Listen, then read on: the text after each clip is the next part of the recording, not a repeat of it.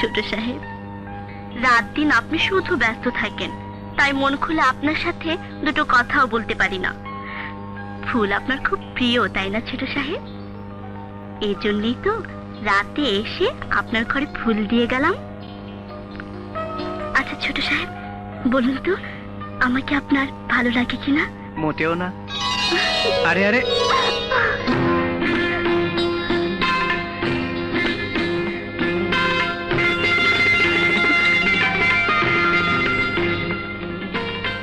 ছোট সাহেব, আপনি আপনি আমার সব কথা শুনে ফেলেছেন?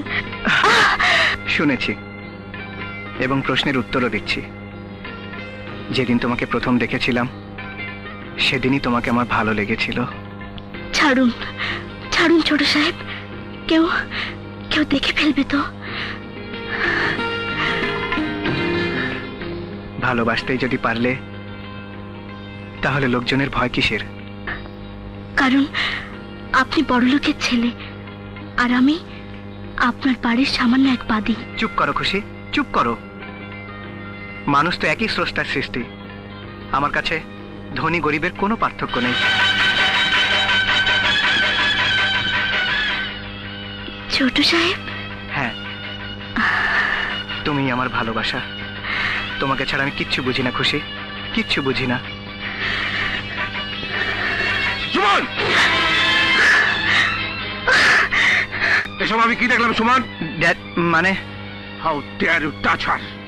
আমি ভাবতেও পারিনি বাড়ির সামান্য একটা বাঁদিকে তুমি এভাবে বুকে টেনে নেবে। খুশিকে আমি ভালোবাসি ড্যাড। এ কথা ঘুণাক্ষরে মুখে আনবে না, কখনো না। ফাতেমা, ফাতেমা, ফাতেমা, ফাতেমা, ফাতেমা! কি হয়েছে ভাইজান? নিজের পায়ে আমি নিজেই কুড়াল মেরেছি ফাতেমা। আমি তো কিছুই বুঝতে পারছি না ভাইজান। ভাত খাবারে খুশিকে বাড়িতে আশ্রয় দিয়েছিলাম ঠিকই, কিন্তু তুমি যে মায়ের অধিকার দিয়ে ওকে মাথায় তুলে ফেলবে এ আমার জানা ছিল না। এসব আপনি কি বলছেন ভাইজান? সামান্য একজন বাদী হয়ে আমার পুত্রবধূ হওয়ার স্বপ্ন ওর কোনোদিন পূরণ হবে না। বাদীর স্বপ্ন পূরণ না হলেও তোমার সন্তানের স্বপ্ন পূরণ হবেই ড্যাড। কি বলতে চাও তুমি? খুশিকে স্ত্রীর মর্যাদায় এ বাড়িতে অধিকার দিতে চাই। ও ইউ ম্যাড! সত্যি তুমি পাগল হয়ে গেছো।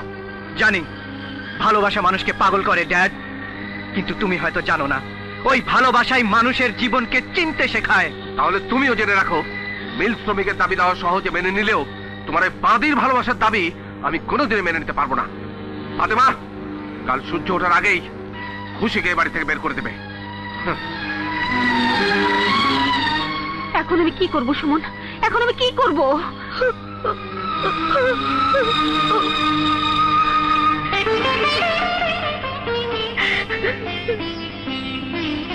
তুই কি করেছিস হতভাগী?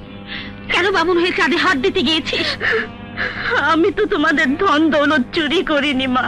খবরদার, তুই আমাকে মা বলে ডাকবি না। বড়লোকদের মন চুরি করে তুই পাপ করেছিস।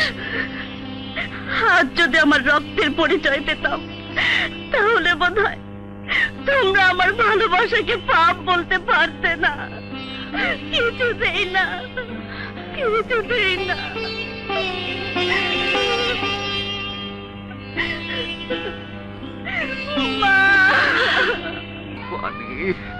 তোমরা কে কোথায় আছো? আমাকে এক ফোঁটা পানি দাও, তৃষ্ণায় বুকটা আমার ফেটে যাচ্ছে। তোমরা কে কোথায় আছো? আমাকে একটু পানি দাও। পানি খাবি? হ্যাঁ ভাই, আমাকে একটু পানি দাও। হ্যাঁ খা।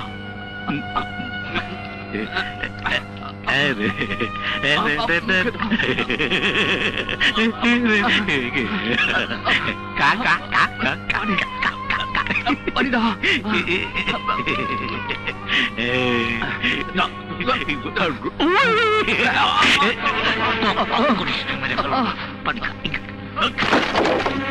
জানিস না এভাবে চিৎকার করলে ঘুমে ডিস্টার্ব হয়?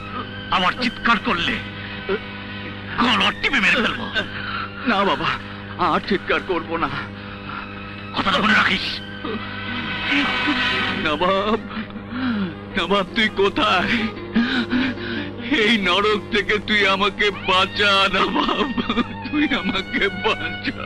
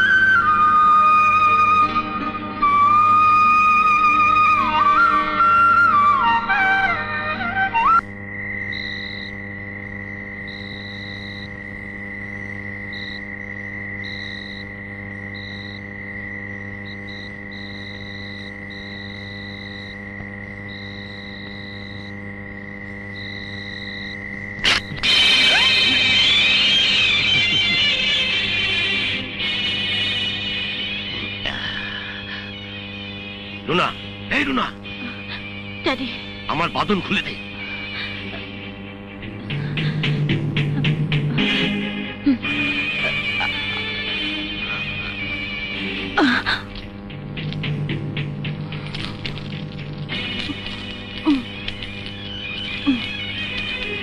তাড়াতাড়ি কর।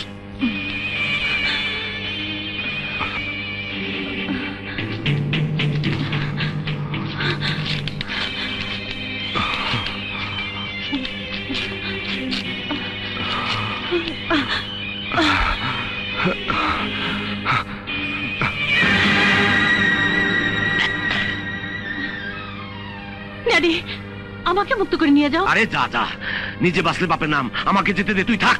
Daddy, daddy. বাহ মেম সাহেব, বাহ।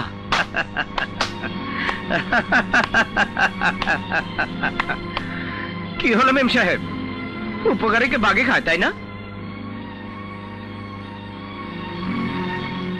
চুপ করে আছেন কেন মেম সাহেব, জবাব দিন। স্বার্থপরের মতো নিজের মেয়েকে যে বিপদের মুখে রেখে যায়, সে কেমন বাপ মেম সাহেব? আজ বুক ফুলে একবার বলুন তো মেম সাহেব, আমি দৌলত খানের মেয়ে। চুপ করো, চুপ করো, চুপ করো।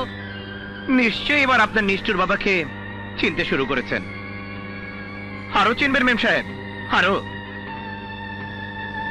আর এক মুহূর্ত আপনাকে নিয়ে এখানে থাকাটা নিরাপদ নয়।